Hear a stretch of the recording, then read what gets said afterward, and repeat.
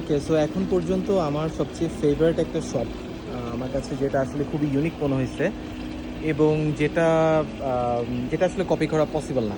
কারণ এই ক্রাফটম্যানশিপ আসলে শেখাতে হলে জেনারেশনের পর জেনারেশন আসলে লাগবে। Okay, these are basically handcrafted. So design চুরি হওয়া অথবা হচ্ছে কি বলবো, আইডিয়া ভালো করা বা কনসেপ্ট ভালো করা এই টাইপের ঝামেলা এখানে আসলে নাই। কারণ এগুলো কিনতে হলে আসলে এদের এখানেই আসতে হবে। এটা আমি বাংলাদেশেও বানাতে পারবো না, কাউকে শেখাতেও পারবো না, আর আমাদের দেশে আসলে হয়ও না। আমাদের দেশে হয়, আমার কাছে অনেক আত্মীয়স্বজন আছে বা অনেক ক্লায়েন্ট আছে যাদের কাছে শুনছি যে অনেক বাপ দাদার আমলের কিছু কাঠের ফার্নিচার আসলে আছে, যেগুলো আলগাতেও অনেকজন মানুষ লাগে, সরাতে প্রচুর মানুষ লাগে, কিন্তু ওগুলো কোনো সলিড ডিজাইন, মানে ওটার ফর্মটা ওরা ব্রেক করতে পারে নাই, একদম অ্যাজ ইট ইজ সলিড কাট কেটে বসায় রাখছে এরকম। বাট এখানের আমি যদি এই দোকানটা নিয়ে একদিন যদি টানাও ভিডিও বানাই, সিনেমাটোগ্রাফি করি, তাহলেও আসলে জিনিসটা কম হয়ে যাচ্ছে। এখানের লুক, এখানের অ্যাক্সেসরিজগুলো, সিটারগুলো, টেবিলগুলো, ফার্নিচারগুলো, আমি জানি না মানে কোন কনসেপ্ট থেকে আসছে, কিভাবে আসছে। সো এগুলোকে বলা যায় যে ওরিয়েন্টাল লাক্সারি টাইপের কিছু একটা বলা যাচ্ছে, বাট ভেরি ইউনিক। বাংলাদেশে ডেফিনেটলি আমি এগুলো তো দেখিই নাই, আর বাংলাদেশে বানানো পসিবল না। ওদেরকে যেটা জিজ্ঞেস করলাম, ওরা যেটা বললো যে ওরিয়েন্টাল, ওদেরকে যেটা জিজ্ঞেস করলাম যে ওরা বললো যে ইভনি উডের। সো নট নেসার ইভনি সবগুলো মনে হচ্ছে না, কয়েকটা ডিফারেন্ট উডও আমার কাছে মনে হচ্ছে, ওয়ালনাটের কিছু আছে মনে হচ্ছে, ইভনি আছে, এলম আছে। ভিডিওতে বোঝা যাচ্ছে কিনা আমি জানি না। হ্যাঁ, আমি যতক্ষণ পারতেছি, এই ভিডিওটা প্রথমে বলে রাখি, বোরিং হলেও আমার কিছু করার নাই, আমি আসলে ওভারঅল বিষয়টা দেখাতে চাচ্ছি। সো এক্সেসরিজ কিন্তু ম্যাটার।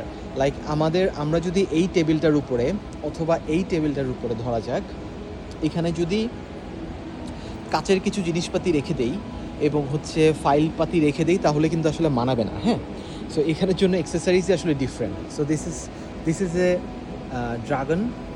সো এটাও আসলে উডেন, ক্যান ইউ ইমাজিন? ভাই, আমরা ফার্নিচার বানাইতে পারতেছি না, এরা এক্সেসরিজের ফিনিশিং দেখেন কি অবস্থা। এই ফিনিশিংটা, ম্যান,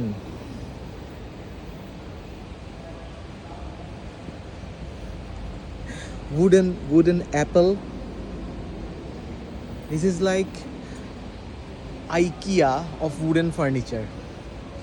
কারণ এখানে প্রচুর এক্সেসরিজ আছে। আমি ঠিক জানি না যে আইকিয়ার মতো শুধু এক্সেসরিজগুলো নেওয়া যাবে কি না।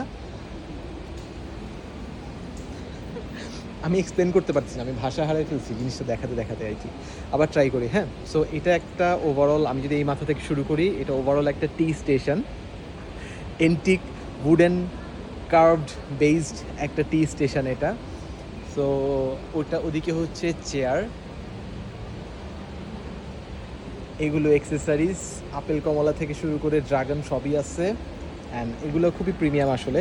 চা বানানোর জন্য আসলে এই জিনিসগুলো আসলে লাগে, চা পাতা নেওয়ার জন্য, ব্রাশ করার জন্য জিনিসগুলো লাগে। ওই যে ওখানে হচ্ছে চা বানানোর জিনিসগুলো আছে আর কি। আর হচ্ছে এটা লেগটা রিয়েল গাছ কেটে বানানো আসলে, এবং টুলগুলো ভেরি হেভি। মানে এক হাতে কখনোই আলগানো যাবে না, দুই হাতেও আসলে পারা যাবে না, খুব জোরে ফোর্স করে করতে হবে এবং প্রচুর জিম করতে হবে, মাসেল বিল্ডিং করতে হবে আলগানোর জন্য। So each and every design এত অ্যামেজিং। কাঠের ঘোড়া, ভাই, ক্যান ইউ বিলিভ ইট? কাঠের ঘোড়া, কাঠের কচ্ছপ, কোন লেভেলে আছে? কাঠের হাতি। So this is the beauty. এখানে শুধু ডিজাইন করে আসলে ওরা ক্ষান্ত হয় নাই, মানে একটা টেবিল বানায় ওরা আসলে ক্ষান্ত হয় নাই, এখানে একটা স্টোরি আছে। একটা বুড়ো মানুষ মাছ ধরতে যাচ্ছে,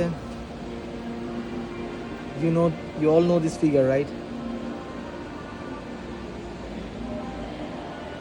ডিফারেন্ট একটা স্টোরি কাজ করতেছে এটার মধ্যে। আর এগুলো মনে হয় কোনো এনশিয়েন্ট কোনো জায়েন্টের জন্য বানানো কোনো টুল, চেয়ার, টেবিল, মানে এত বড়। আই ডোন্ট থিঙ্ক সো আমাদের দেশে আসলে এই টাইপের ক্লায়েন্ট এখনও রেডি হয়েছে যারা এই ফার্নিচারগুলো এফোর্ড করতে পারবে, কারণ আমাদের দেশে স্পেসের অনেক বড় প্রবলেম আর কি। Look at this chair. Okay, so this is okay. এটা এটা কাঠ না, এটা স্টোন, স্টোন কার্ভ করে আসলে বানানো। সো হেভি উড, র উড, অ্যান্ড নিচের লেগগুলো দেখেন। এটা আসলে লিটারালি গাছের, ফোর্স করেও নাড়ানো যাচ্ছে না। These are stone.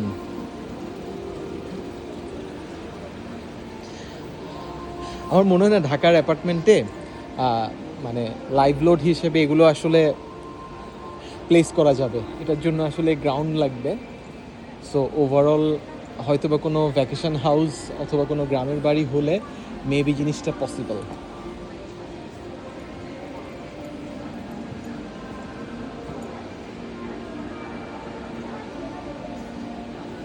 আমি জানি না কোনো ক্লায়েন্ট যদি নাও চায় বানাতে, বা কোনো ক্লায়েন্টকে যদি এই জীবনে কখনো কনভিন্সড করতে না পারি, অ্যাটলিস্ট নিজের জন্য আসলে এই জিনিসটা লাগবে।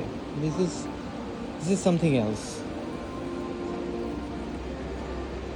জয়নুল আবেদিনের গরু।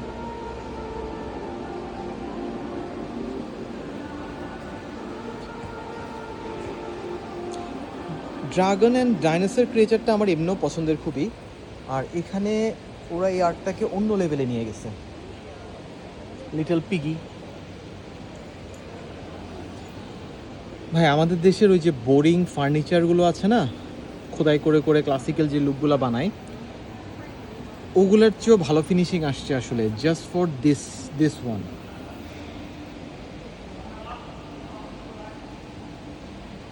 আমি জানি না এত এত জোস করে কীভাবে বানাইছে। দেয়ার জাস্ট আর্টিস্ট। এখানে ছোট্ট একটা ভিলেজ স্টোরি আছে, লাইক ব্রিজ, কিছু গ্রাম, প্ল্যান্টেশন, পাহাড় পর্বত, এদিকে নৌকো যাচ্ছে, নদী, দেন এখানে আরেকটা গ্রাম। সো আমি ভিডিও শেষ করে আমি কিছুক্ষণ ওদের সাথে গল্প করি, এটার রহস্য কি, ঘটনা কি, পরে দরকার হলে ওটার ডিটেলস নিয়ে আরেকটা ভিডিও বানাবো। বাট এই দোকানটা আসলে বারবার ভিজিট করার মতো আর কি। বাই দ্য ওয়ে, প্রাইস আমার কাছে খুবই রিজনেবল মনে হয়েছে। একটার সেটের প্রাইস দেখলাম, ওটা হচ্ছে ছোট একটা টেবিল, ওই যে দূরে দেখা যাচ্ছে যেটা, সেটার প্রাইস হচ্ছে 40,000 RMB। Actually very reasonable. এবং সবচেয়ে মজার ব্যাপার হচ্ছে এগুলো কিন্তু লাইফ টাইমের ফার্নিচার। দুটো কারণে, আসলেই নষ্ট হওয়ার কিছু নাই। সেকেন্ড কথা হচ্ছে লাইফ টাইমের জন্য যদি কেউ না নেয়, তাহলে ওই যে বাসা শিফট করার সময় কিন্তু আসলে পসিবল না, অথবা ভ্যাকেশন হাউস শিফট করার সময় আসলে এগুলো শিফট করা পসিবল না। শিফট করতে যে পরিমাণ খরচ লাগবে, সেটা দিয়ে আসলে বাংলাদেশে ট্রাক লাগবের মতো আরেকটা স্টার্ট আপ করে ফেলা যেতে পারে।